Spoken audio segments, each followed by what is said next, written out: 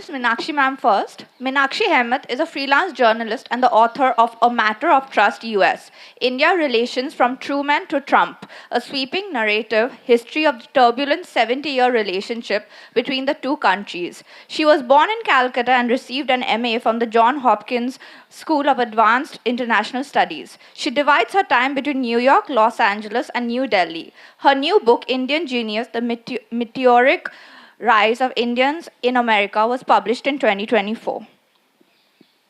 And we have with her Mr. Sandeep Batra, who is the Managing Director, Head of International Wealth and Premier Banking in HSBC India. Welcome. Thank you so much, and Meenakshi, welcome.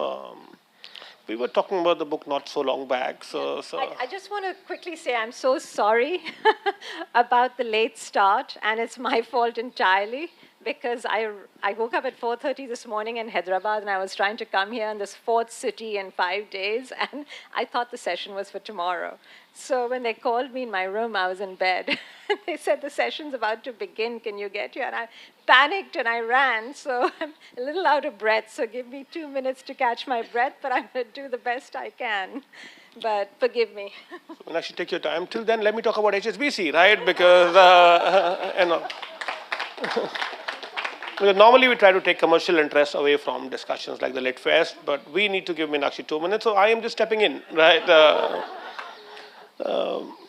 You know, yesterday we celebrated 100 years of our Dalhousie Square branch in Calcutta, and I was proud. I was deeply proud that we survived 100 years, we'd done well, and the majestic building, the beautiful architecture, the developer, the architect having such strong connection to Calcutta from developing the Victoria to the Howrah Bridge, you know, so deeply integrated with Calcutta, with HSBC.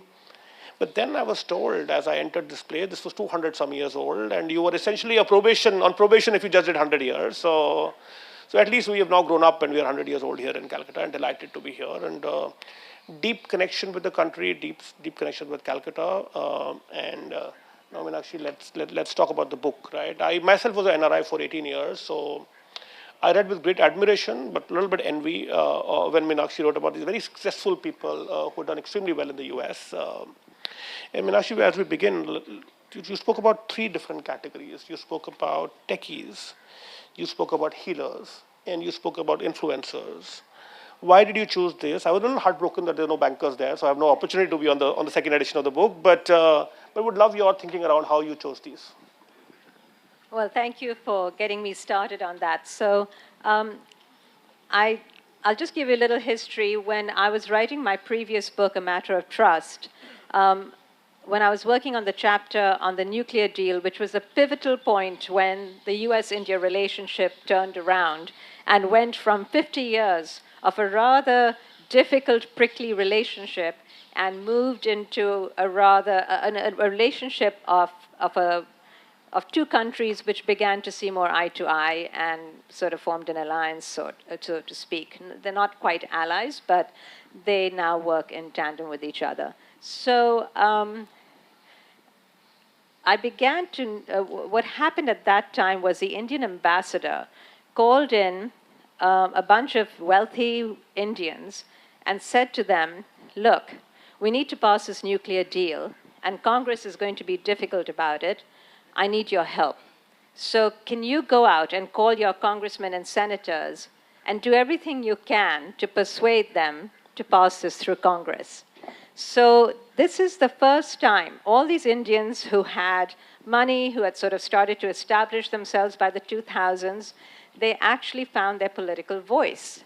They got together, they went out, they held fundraisers, they called their congressmen and they brought them in and they said, look, US-India relations are really important to us. We want to have this deal, and we will support your campaigns, we will support you financially, but we want you to get this deal through Congress. And you know, I'm not saying that's the only reason why it worked, but it certainly had an impact. So that percolated in my mind. And then a few years later, when I finished the book, that book took me 10 years, by the way, it was a lot of research. I began to notice there were all these articles in the press about Indian CEOs and Indians becoming the next titans in Silicon Valley. And when I finished my last book, I began to look into it. How many of you have heard about the spelling bee in America? Okay. So that got quite a lot of attention. And I was talking to my publisher, and he said, "You have got to do a book on the spelling bees." He said, "This is crazy." He said, "The last 2 spelling bees, 9 of the finalists were Indian kids." I mean, how crazy is that? So I said, well, I thought about it. I looked into it. I spent a few months doing research on it. And then I said, I'm going to end up embedding myself with these Indian families, watching how they interact with their children, the pressure they put on them. And then I'm going to write a book. And what the American publisher wanted was a book, so the Indian equivalent of Tiger Mom. And I said, and I'm going to basically betray everyone's confidence. And I said, I don't want to be that person, and I don't want to write that book. And I said, the story of Indian success is so much bigger than the spelling bee that we have to get the whole story. So I began to, turned them down, and HarperCollins luckily was very happy to have me do the book I really wanted to write. So I began to say, there are a lot of wealthy, successful Indians. All of you can name at least 5 people who you know who have gone to America and done very well financially. But those are not the people that interested me. What I wanted to see was, who are the Indians that have been transformational, that have had an impact on the environment around them, and have somehow either changed their industry or changed the cultural environment. So I decided it was Silicon Valley, the techies, people in medicine, and increasingly people in the public sphere. Yeah, excuse me. Get a lozenge. Let me just pick it up for the moment. I think one is incredible. I think recently we did publish HSBC Hurun list of global Indians who had done very well.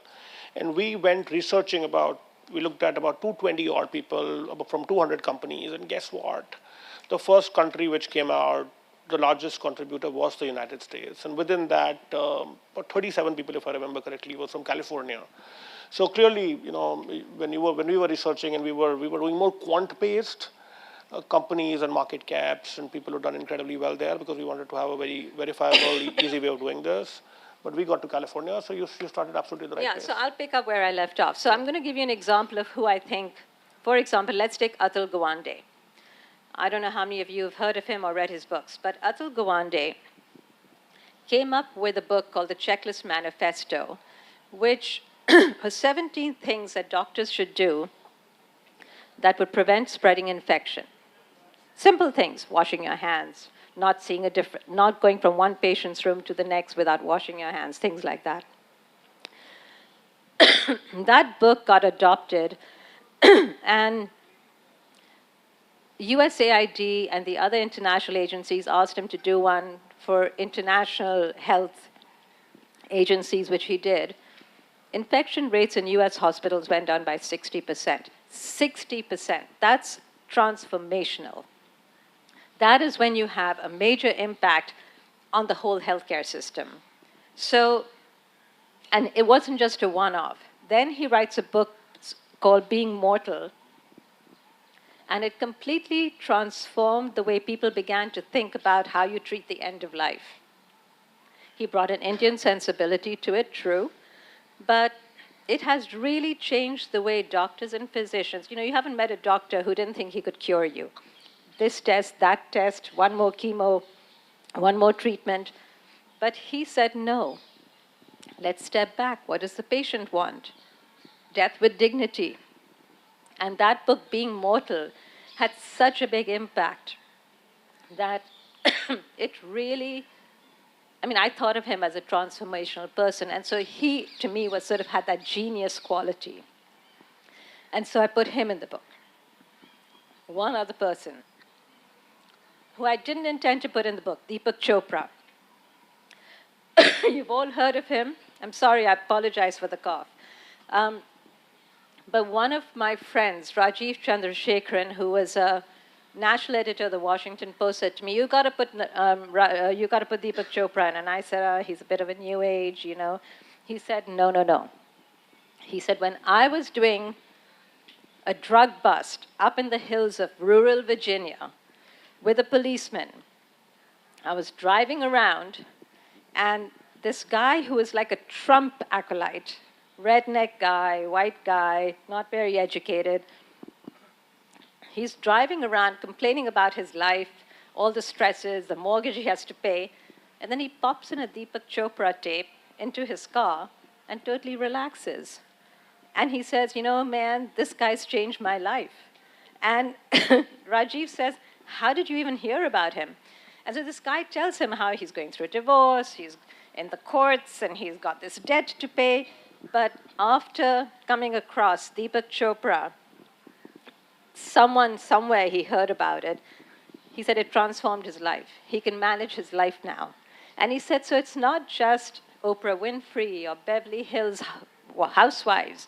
He said, he's reaching the common man. He's helping them. This guy's transformational. You got to do him. So I usually try and read people's books or watch their interviews before I go and meet them. I realized Deepak Chopra has written 90 books. I thought, God, I'm not going to be able to read 90 books before I see this guy. But I did read a few. When I started to read his books, I was hooked. I thought, my God, this guy is actually quite profound. I talked to Abraham Verghese, who some of you might have gone to hear. And he told me he worked in Boston at a hospital as a junior intern when Deepak Chopra was a more senior person as an endocrinologist in the same hospital. And he said, you know, the guy's a serious guy. He's a doctor. And that guy really knows his stuff. And he said he's read some of his books and has really found them quite compelling. So Deepak's in the book. So, you know, you make choices, but the people that I chose, I felt, had to have been somehow transformational, change the industry in some way, influence their area and their field. So that's how I make the choice. Awesome. No, that's wonderful. I think you spoke about wonderful Bankers didn't do that. We'll talk a little bit more after the session. But getting back to the book, I think one of the things as I was reading through the book, was what I noticed was almost everybody on the book started with a very modest background. Right? People did speak about the fact that some of them did not have sanitation in their homes. Some of them just had one-room homes. In a particular case, the person speaks about how his father beat him up. Right? And in many cases, you know, when he went, for example, Kanwal's case, when he got admission to IIT, the father was almost disappointed because he wanted him to go to the defense services. The military academy. The military, yes, yeah. So, see, we're a young country, right? 1947. In many ways, we've been around forever, but partition only happened in 1947, and we were in upper capita wasn't the best in the world, right? And I remember that it was only $8 were allowed when we went to the US, right, to carry with you. So what is the differentiator of these people who came from modest background? And since you've met all of them, interviewed all of them, researched all of them, what are some common traits which you find which sets these people apart? Or is it just they got lucky?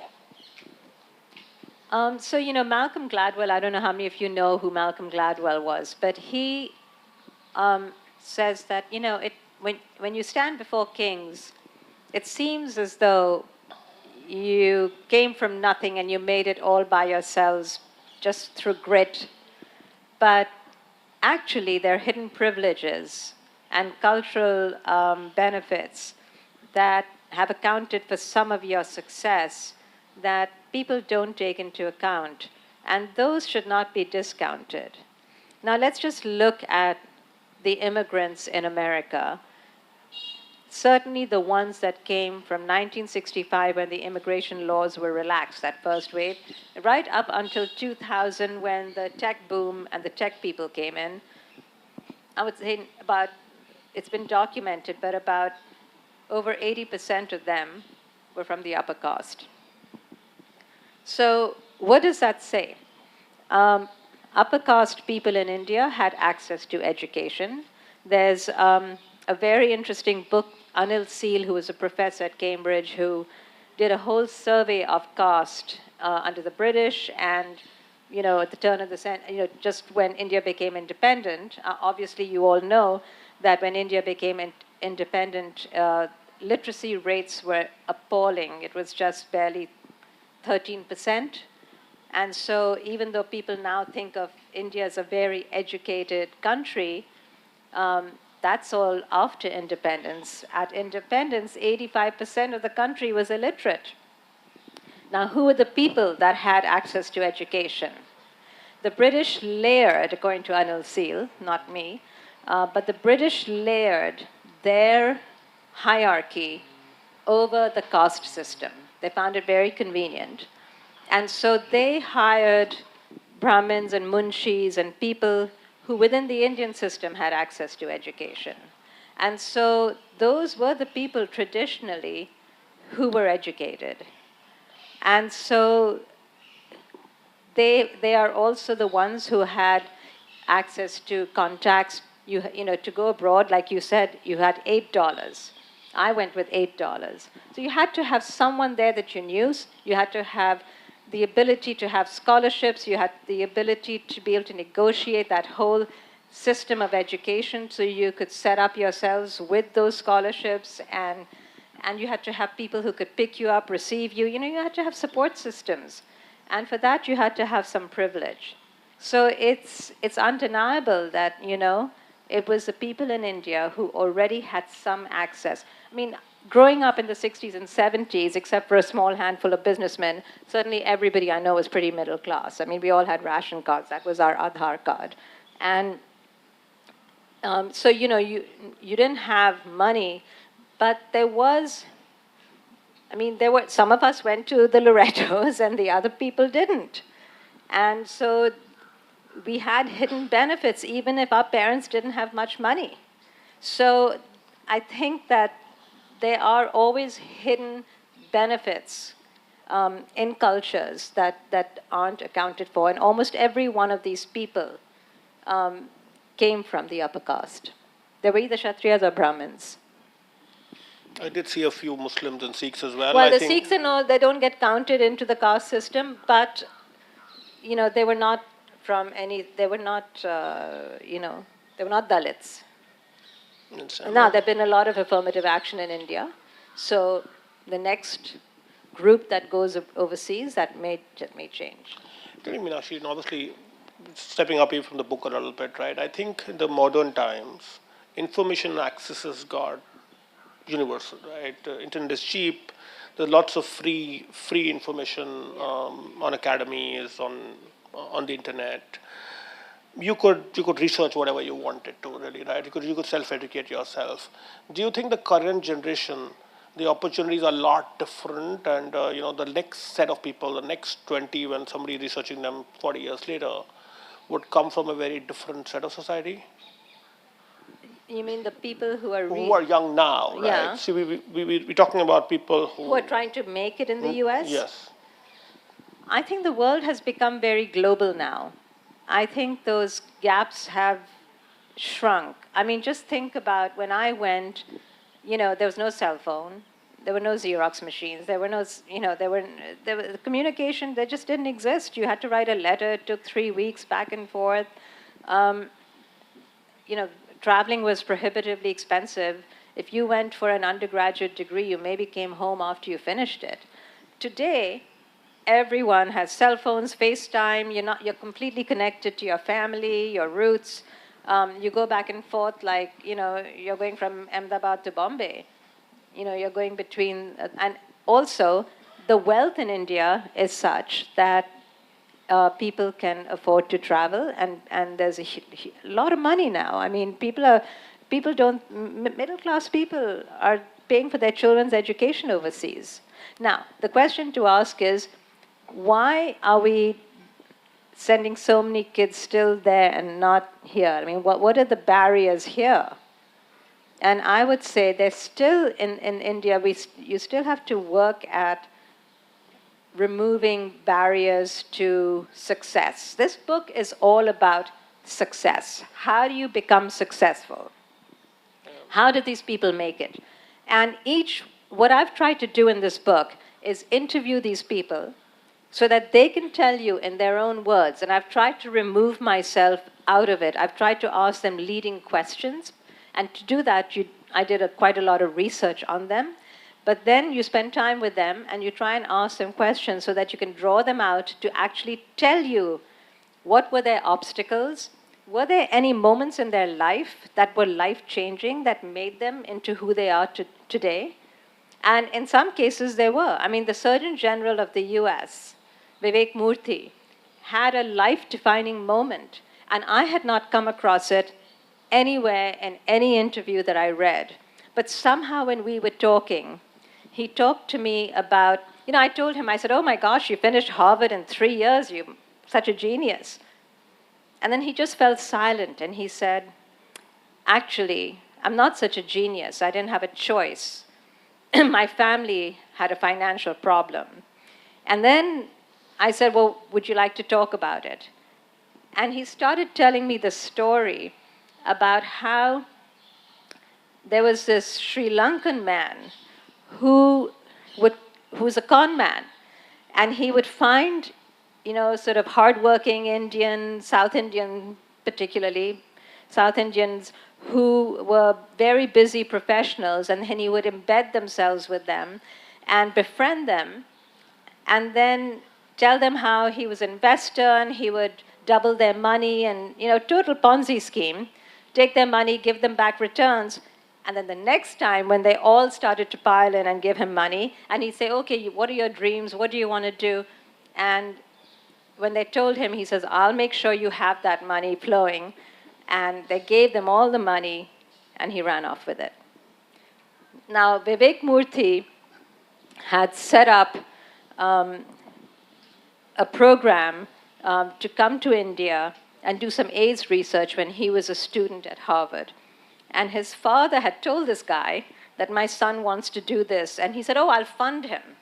And so he said, that's wonderful. That's really, really philanthropic of you. So the next year, he told Vivek, go ahead, expand your vision. I can help you with this. So Vivek then sends out applications to all the Ivy League schools, gets these American kids. He develops a whole program, and he gets these American kids to come. He trains them, and they're all going to come to India and work on this sort of NGO-type project on AIDS. And he's got these 14 children whose parents are all wondering, why is my kid going to India when they could be getting a job at Goldman Sachs or something? But 8 days before they're supposed to leave for India, there are no tickets available. And the travel agent said, nothing's been paid for, nothing's been done. And he says, oh my gosh, something is wrong. So he starts to investigate, and he tries to call this man. The man's disappeared. So Vivek tells me not only had he disappeared and left me hanging with all these kids, and I now have to answer to their parents, but he'd also taken all my family's life savings and gone. So it was not just him, but also his whole family. And he's crying while he's telling me this. And, he said his sister was also a student at the time, and they were doing this together. And he said, I sort of said to my sister, we have two choices. We can either just turn around and say, sorry, you got to find other summer jobs. Nothing I can do about it. Or, he said, you can just fight. And you can say, no, I'm going to make this happen. And he said, that was the moment when I felt I became a man. And he said, no, I'm going to make this happen. There's a way. And he said, we went to every TV station, every newspaper. We had bake sales, family and friends. And we managed to raise the $8,000 we needed. And we went a week late, but we made it. And he said, the program lasted for 8 years. And I said, what about your parents? He said, after that, he got involved with all his parents' financial decisions. He kind of became the son, the sort of elder son. It made him grow up. It defined him. And it made him realize, and he said whenever he had a problem in life, he said he would always think back to that moment and think if he could get through that, he could get through anything. And it gave him a lot of strength. So, you always have these life-defining. So sometimes it's important to talk to someone to find out what is it that really made them. Now, this is a guy that went to Harvard and Yale and, has become Surgeon General of America not once but twice by 2 different presidents. I mean, he's quite an amazing person, but he also is a very compassionate human being. And what makes him compassionate is partly that he's been through stuff himself. And he sort of understands grief. So anyway, so I chose these people, and you try and find out, and then you try and communicate that to all of you to show what made them successful. And then there are other people who, Vinod Khosla is one of them, who's a very big investor. I don't know if you've all heard of OpenAI and artificial intelligence. He put, I think, $50 million in that company when no one, people like you and I are not allowed to invest in companies like that, but he was one of those venture capitalists that could. And it's now worth $8 billion. He's quite a genius, but he's also quite sort of an arrogant guy, and he can be quite abrasive. And his is an interesting profile, but he also made it on his own. Now, what is common amongst these people? I think when we talked, you said, do some of them share certain characteristics, right? So I will say they all have grit, an amazing amount of grit and determination. And each one of them is a risk taker. You have to have the ability to take risk and be able to stomach loss. And these people don't see failure as bad. They see failure as a learning experience. So, the other thing I wanted to mention is that so many people in India now put so much pressure on their children, go to IIT, do the JEE exam, study hard. Satya Nadella, who runs Microsoft, Shantanu Narayan, who is the CEO of Adobe, they didn't get into IIT. There are other paths to success. There are other ways to make it. And what you really need, so Malcolm Gladwell has this theory of 10,000 hours. He says, if you put in the 10,000 hours, anyone can be a superb concert pianist or a violinist or whatever. But then there's Angela Duckworth, who's another educator, who says, yes, you can have the 10,000 hours, but you also have to have the passion. You have to be driven. Otherwise, you're not going to get to that level of genius. So I think you have to have both. And almost every one of the people who I've interviewed and who I've profiled in my book was a combination of hard work, but an internal drive that was driving them. I think you have to have both. Sure, thank you so much. I think clearly resilience, right? I think resilience, ultimately it's about resilience, right? And I think while the circle of life sometimes gets you to points of grief, right? Whether you do face grief or you do not face grief, if you're luckier, I think instilling that sense of resilience in us and our families and our next generation is just that much vital. I think I want to open it to questions as quickly as we can, but I want to, Nikesh Arora seemed like a very interesting example because it was not just about the United States, it was also about Japan, right? Yeah. It was unheard of to actually go run really among the largest companies in Japan, a SoftBank CEO, and for Mayushi-san to give him the job of the president. Right? So what was different in the case of Nikesh that he would do multicultural winning? Nikesh is an interesting person because he's very ambitious, but he has the guts to walk away. He can leave things on the table, and if he doesn't get what he wants, he walks away. And not everyone can do that. Mayakasi-san was promising him the moon, and then led him down a garden path, and Nikesh went there. He was being paid a huge amount of money, to hang around and be the second in command. But he said no, he'd been promised the number one spot. And if this guy wasn't going to retire, he wasn't going to hang around and be his sort of handmaiden. And he just said, well, I'm not sure I'm ready to retire. And the guy walked. The guy just left everything on the table, sold his shares, and walked out.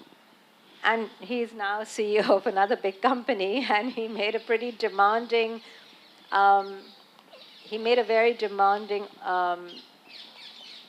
he asked for a lot of money, and the board balked at how much money he wanted as CEO. But he said, I'm going to tie it to performance. He was so confident in himself. And he said, if I don't perform, don't pay. But he hit his performance targets. And he's one of the few billionaires who got to the billionaires club without being CEO. He's an interesting person, and I think he's quite philosophical as well. So I would read the profile. It's very interesting climb to the top. With that, why don't we? I'll get back to a couple of questions I want to already ask you, but before that, let me just open it up and take a few questions. Yeah, please. I think we'll get the mic to you.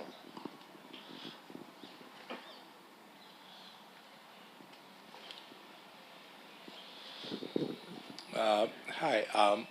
You gave a number of reasons why the particular Indian Americans have been successful, or the grit, and then having the kind of support system and things of that sort.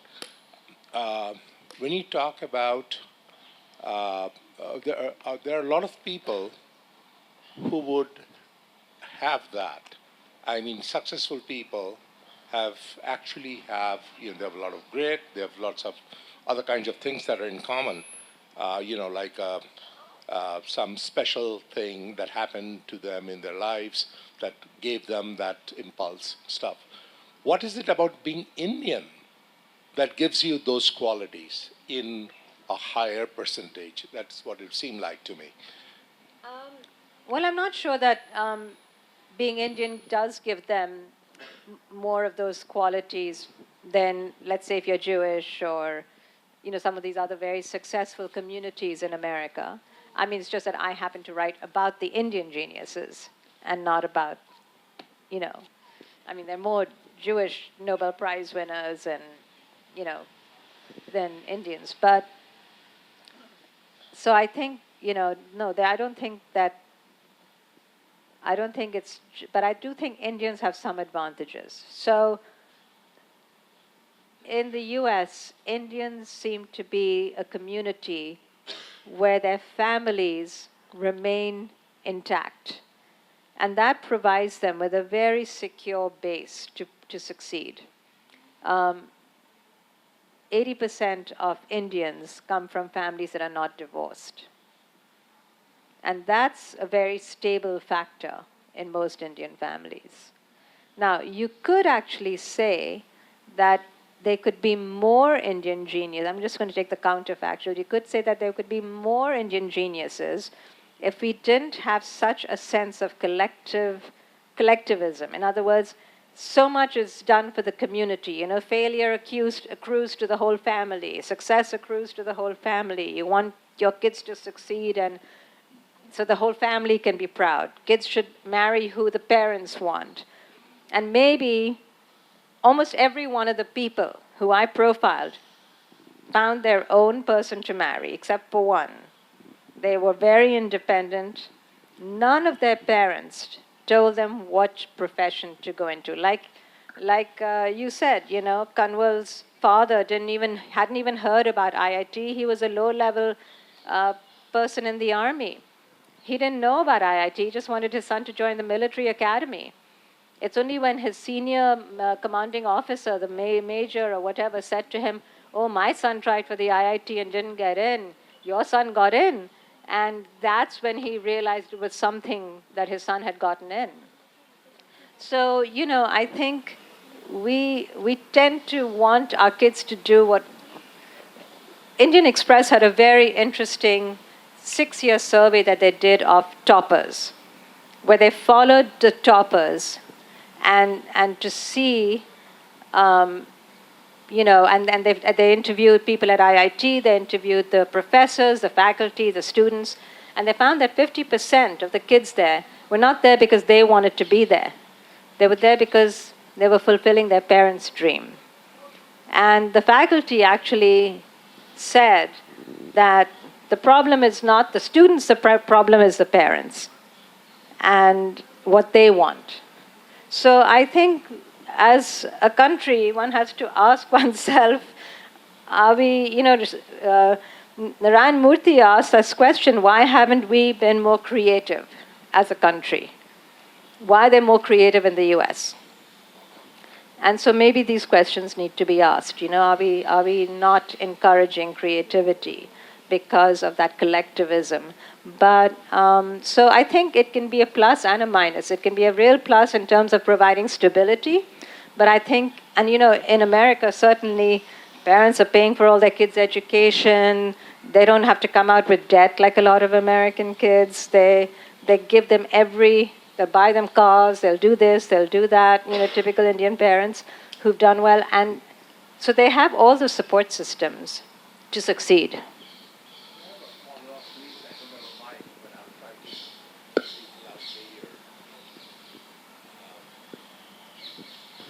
It's an observation rather than a question, and it's from my personal experience. I used to work reasonably hard when I lived in India and did reasonably well. But once I went there for graduate studies, it was like something completely different. I worked extremely hard. I work hard. And so, the opportunity that I got and the fact that, it took a lot to be able to get there and get an externship and things of that sort. I worked a lot harder than I used to when I lived in India. And I'm wondering whether that was the experience of most people who went like me as graduate students. And then...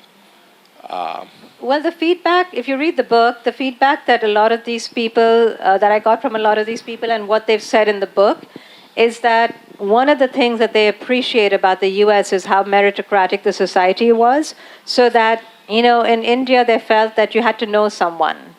There were so many barriers to rising or to getting the good jobs that even if you went to IIT, if you were a Kanwal Rekhi whose father was a peon in the army, it's hard to get somewhere. But, if you had a father with connections, if you were Satya Nadella, whose father was in the PM's office, it was a whole different ballgame. But I think that in America, Kanwal Rekhi and Satya Nadella would be on the same level. It would depend on who was smart. So you didn't have to worry about having connections. It would all be based on merit. And I think they all appreciated the fact that they had an even chance of making it, so that it was just really, if you were smart and you were willing to put in the work, you'd be rewarded.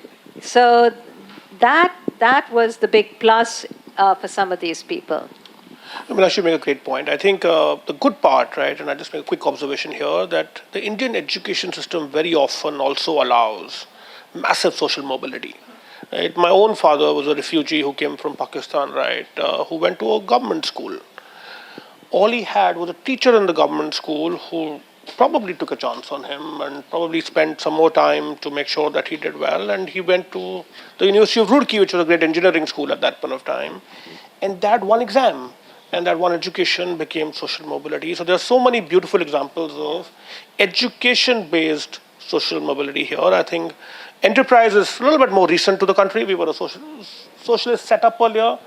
But now you're seeing so many wonderful entrepreneurs, and we celebrate those entrepreneurs who are actually seeking mobility, because many of these things like finding funding or creating ecosystems is getting a lot more available. Right? So just let me get to the next question. Yeah. Excuse me. Please. Yeah, I haven't read your book. I would like to. I noticed you made an observation about one of the gentlemen who was, while being successful, was also arrogant. And you also mentioned that large majority of the people you've interviewed have come from modest beginnings. That sort of defies, it's in direct contradiction with if you had modest beginning, but we tend to forget those along the way on our way to success. But on the basis of the people you've interviewed, Do you see that is still a rarity about people being more arrogant once they reach the top, or it's 50-50, or it really just depends? Thank you. No, I think I have to say that most of the people I interviewed were just lovely people, and including Vinod Khosla, who was, but he's known in Silicon Valley for having sharp elbows. He's arrogant. He is arrogant, but he's the only person in my book that has that sort of edge to him. So I wouldn't say all of them were like that. But I mean, I'll give you an example. Like, he'll say things like, "Oh, I get lots of presents. Everyone likes to give me presents." But I read a book that really influenced me called Lying, and it's by Sam Harris, the famous, guy from Stanford. And I no longer lie. So if I don't like the present, I don't feel any obligation to tell the person it was a lovely present. So it's like, okay, So he said, well, I just tell my assistant to send them a note and say, "Oh, that was interesting." It's stuff like that. Just sort of like, all right, you're a multi-millionaire, so you can get away with doing things like that. But he sort of, he says, "I'm rich enough now that I feel like I don't have to lie. I can just say whatever I want." Okay.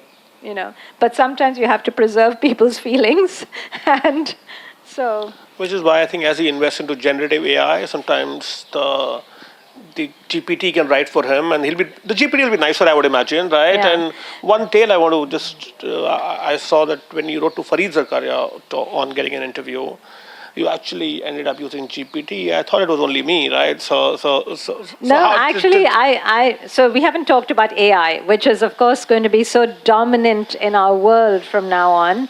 And I actually, one of the other reasons I wrote this book was I have a very dear friend called Somani Sen Gupta. I don't know how many of you know her, but she's a writer for the New York Times, and for a while she was posted in India.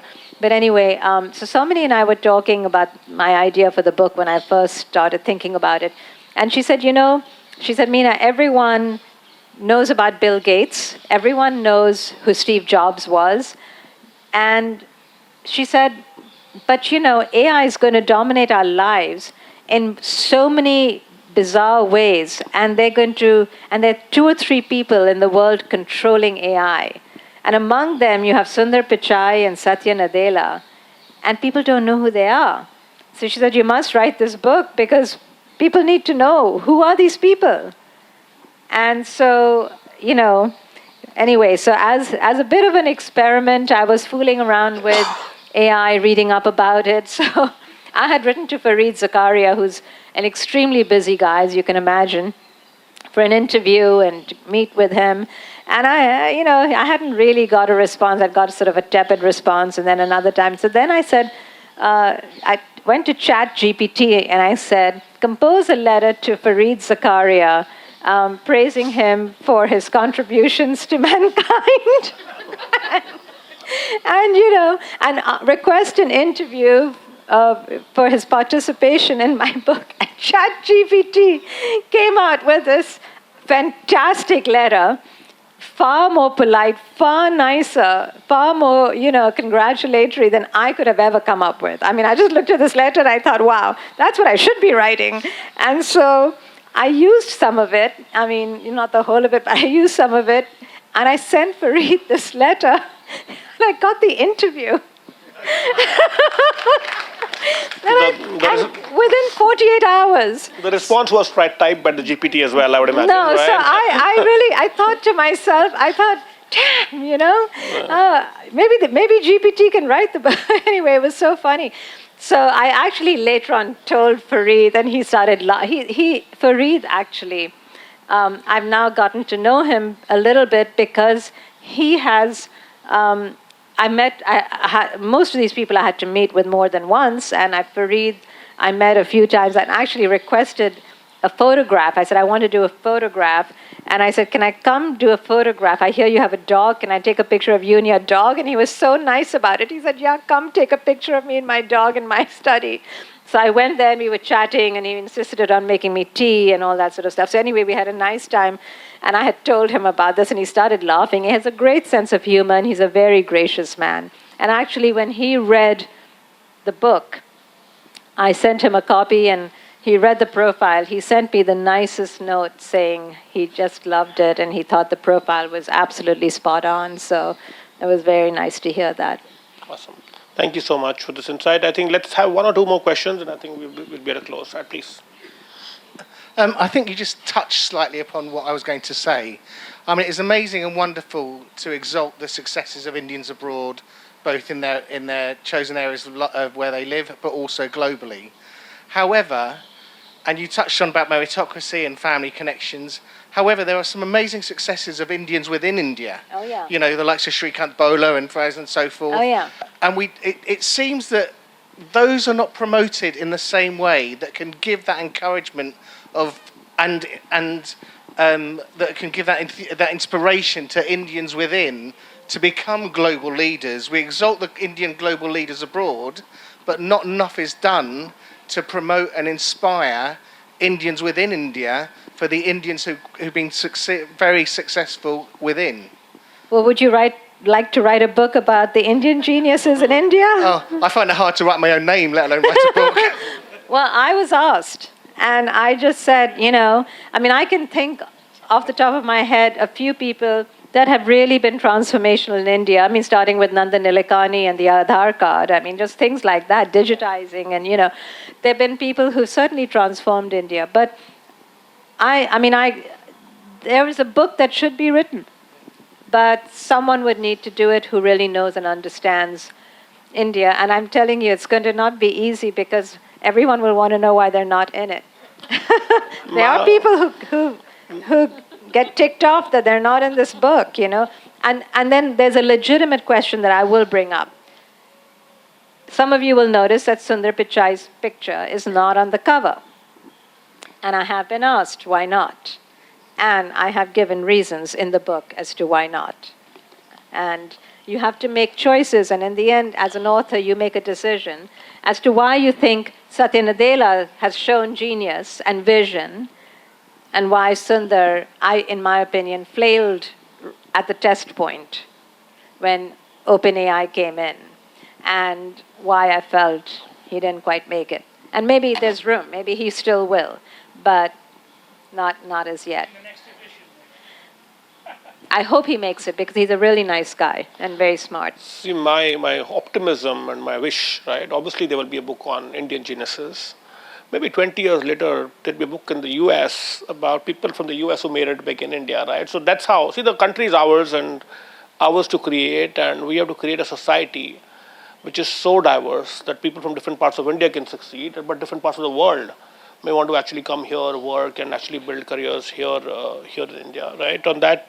And actually, there's one other thing I'd like to throw out to the audience to think about, which I would love to be able to talk to people and find out and just get your feedback on. This is random, it's not scientific, but in my book, most of the people I profiled, except for Sid Mukherjee, who's Bengali, most of them are South Indian or Punjabi.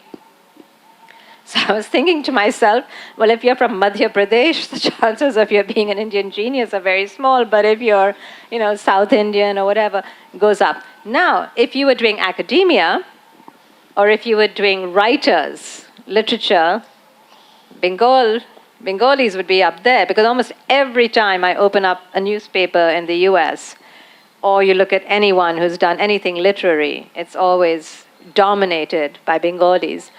So I'm, having been born here, I kind of have some instincts as to why that is, because it's such a literary society.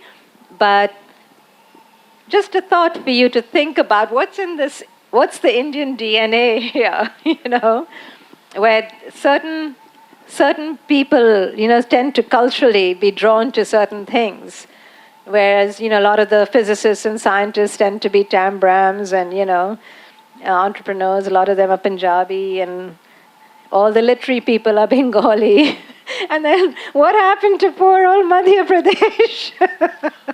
Sorry if anyone here is from Madhya Pradesh. But Well, I grew up in UP. I think dear to my heart. But I think the country is coming together. And as I said, right, information asymmetry is reducing. yeah. And I think we are now able to, for example, while session is happening in Calcutta, but this will be available on the internet. So anybody from any part of the country will now be able to see it. Previously, you had to be here to be able to actually watch this session. So I think that will change.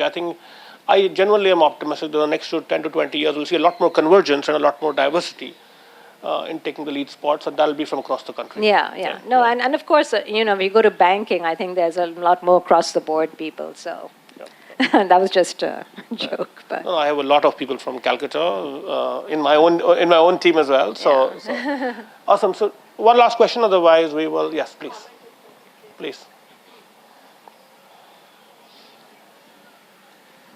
So yes, I would concur his thought. Please, some people in banking. So I've been in the US since '97, and one thing the president of my bank used to always ask me, "What do you guys eat out there? What do they feed you?" Because you guys have grit and you guys have determination. And I think personally, from my experience, I think whoever goes there, we have something to prove. Maybe we are just hungry. Like I came from very modest backgrounds, very middle class family. But the way I rose up there was just because on the meritorious ground. Me being, when I did MBA there, I could never get an MBA here or work for a bank in the position I worked. Even now, I'm 56. If I go back, my president says, my door is open for you. I don't think, and, We should have a chat after, right? Yeah. no offense, but, I don't think I would get the same thing if I don't have a certain last name or certain background I come from.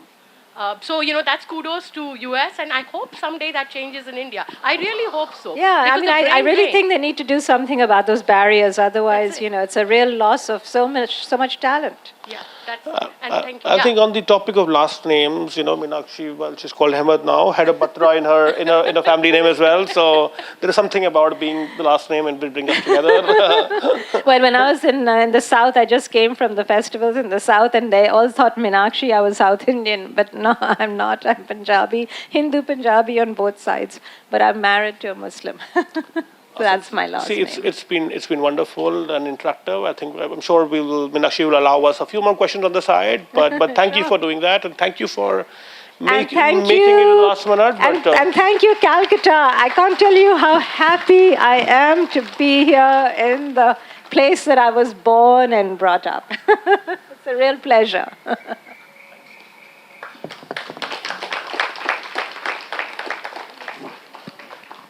Sorry about being late. Thank you so much for that. And we start the next session at 4:40.